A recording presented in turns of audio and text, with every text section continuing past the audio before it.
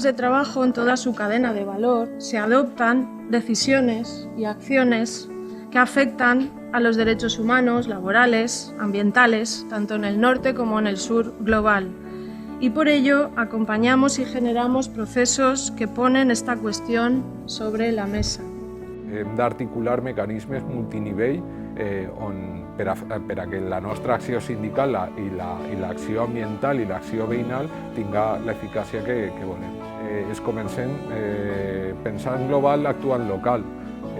N'hi ha moltes xicotetes iniciatives que van en la direcció que desitgem i que apostem i que creiem que és necessària per a cobrir les necessitats col·lectives.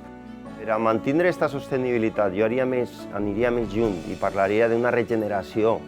Hem d'arribar a una regeneració del nostre món.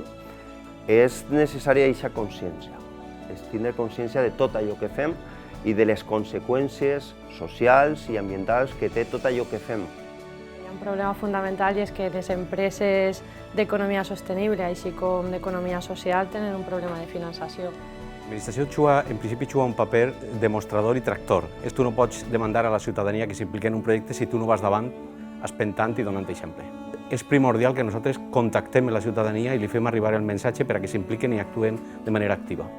Otra forma de hacer las cosas no solo es urgente, es necesaria, sino que es posible, y eso queríamos también hoy visibilizar.